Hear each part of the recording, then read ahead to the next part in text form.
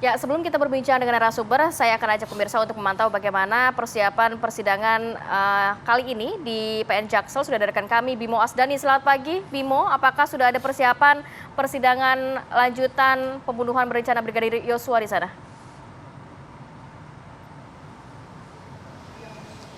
Ya, Ratih, Bayu, dan juga pemirsa, hari ini Pengadilan Negeri Jakarta Selatan kembali akan menggelar sidang kasus pembunuhan berencana Nofriansah Yosua Huta Barat atau Brigadir J. Sidang hari ini diagendakan akan mendatangkan saksi dari pihak pengacara, yaitu saksi yang meringankan atau di-charge untuk terdakwa Richard Eliezer atau Baradae.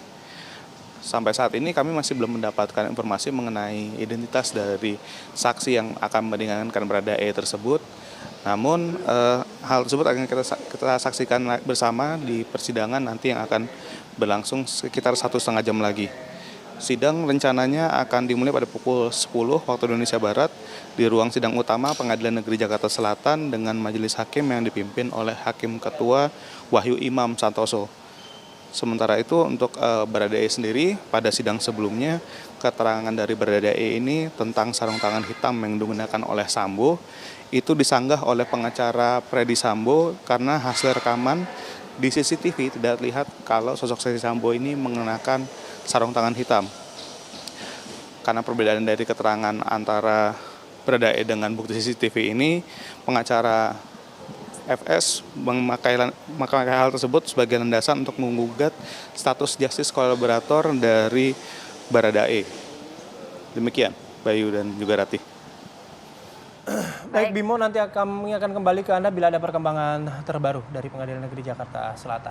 Oke, saya langsung ke Pak Heru. Pak Heru, kalau misalnya memang ada labeling tadi soal korban, kemudian apa implikasinya? Dan apakah memang korban dalam hari ini sepatutnya memang mendapatkan kompensasi kali ya bahasanya? Ya, korban itu kan status ya, artinya jangan hanya sebatas label, karena label itu kan bisa jadi stigma yang tidak harus dibuktikan. Tapi kalau korban itu harus dibuktikan karena ada sejumlah implikasinya. Ada implikasi hukum kalau dia sebagai korban, dia punya hak untuk dilindungi, hak untuk baik dalam semua proses ya, sejak kalau dia masih hidup ya, karena ada korban yang sudah meninggal juga. Kalau dia masih hidup, ada hak-hak dia selama sang terdakwa disidangkan, kemudian kalau sudah dipidana, setelah keluar, perlindungan untuk dia juga. Korban juga harus dan berhak mendapatkan perlindungan juga. Atau kalau dia mendapatkan penderitaan, dia baik fisik, mental, seksual, ataupun korban secara sosial juga harus mendapatkan perlindungan. Jadi ada yang namanya perlindungan kompensasi, kemudian bantuan medis, psikososial, trauma, termasuk juga bantuan atau support selama korban sang terdakwa disidangkan. Tapi ketika dia sekaligus jadi saksi, dia harus mendapatkan proteksi dari negara. Ada lembaga seperti LPSK yang memberikan proteksi untuk para saksi dan korban. Jadi sebenarnya haknya begitu banyak ya. Dan makanya tidak cukup sekedar label, harus benar-benar dibuktikan dia korban atau bukan. Dengan statusnya begitu ya? Bukan statusnya harus jelas di mata hukum dia korban, atau korban merangkap saksi, atau hanya korban yang pura-pura korban, istilahnya playing victim atau imaginary victims. Korban ada jenis-jenis korban berarti? Ada. Korban seperti apa yang bisa mendapatkan hak tadi dan kemudian jenis-jenis korban seperti apa aja? Ada 5 degree korban ya kalau kita mengikuti teori Mendelssohn tentang victim precipitation, atau level kontribusi korban terhadap terjadi kejahatan ada 5 kategori. Ada innocent victim, korban yang benar-benar innocent, dia nggak terlibat sama sekali, dia jadi korban tanpa keterlibatan dia atau tidak memprovokasi apapun kepada sang pelaku. Kedua, victim with minor guilt, dengan kesalahan sifatnya minimal.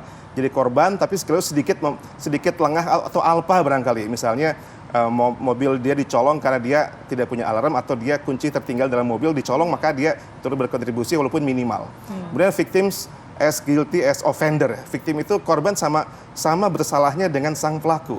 Itu kategori ketiga. Kemudian ada yang keempat, the victims the most guilty. Korban itu lebih bersalah daripada sang pelaku. Asalnya dia tuh pelaku, karena kemudian asalnya dia pelaku, kemudian korban melawan bela diri, kemudian sang pelaku katakanlah kalah atau meninggal, maka asal pelaku jadi korban. Itu victim the most guilty victim, alias korban yang paling bersalah. Yang kelima adalah imaginary victim, alias korban yang pura-pura jadi korban. Pura-pura, ada kasus kemarin pura-pura mati supaya nggak ditagih utangnya, atau pura-pura kerampok karena supaya tidak bayar utang, atau pura-pura mati supaya dapat uang asuransi. Itu tetap namanya korban playing victim, imaginary victim, mengada-ngada, ngadi-ngadi korbannya seperti itu. Oke, nah kalaupun itu berarti tetap keputusan ada di majelis hakim ya, Pak Heru? Ya, Menempatkan korban, posisi korban ini. betul. Dan itu kewenangan dari majelis hakim menentukan dia korban betul atau korban-korbanan, korban sebetulnya atau korban yang pura-pura jadi korban, termasuk ada saksi ada charge nanti kan korban yang saksi diajukan oleh pihak terdakwa yang mungkin meringankan, atau juga JPU pun punya hak untuk memberikan saksi yang memperberat, itu semua harus menjadi dipertimbangkan hakim untuk menetapkan status korban tersebut. Oke, sebagai kuasa hukum dari korban langsung, ini apa yang hak-hak apa yang diinginkan oleh kuasa hukum dan juga keluarga, Bang Martin?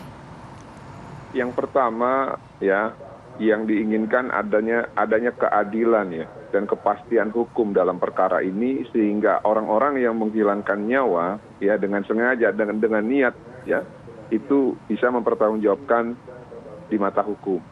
Lalu yang kedua, pulihkan harkat martabat dari anak klien kami.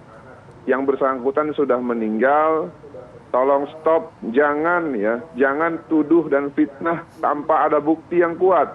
Kepolisian saja sudah menegaskan ya bahwa tidak ada pelanggaran ataupun perbuatan tercela dengan cara menguburkan secara kedinasan terhadap almarhum Brigadir Joshua.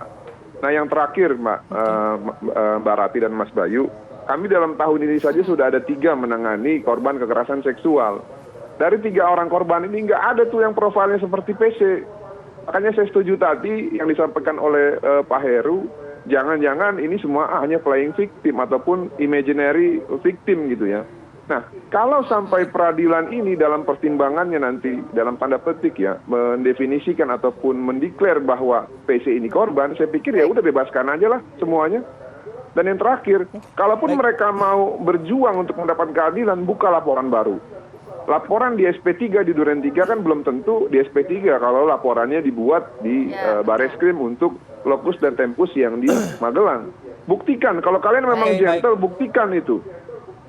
Oke, baik. Thank you Bang Martin atas waktunya. Kita kalau ada waktu kita akan ngobrol lagi. Pak Heru juga terima kasih. Terima kasih Mas Bayu, Mbak Rati. Di Apa Kabar Indonesia Pagi. Nah, ini menjadi akhir perjumpaan kita di Apa Kabar Indonesia Pagi kali ini. Jangan lupa untuk selalu memperbarui informasi Anda di laman tvnews.com. Saya Bayu Andrianto. Saya Kamarati Kusuma, pamit undur diri. Terima kasih dan sampai jumpa.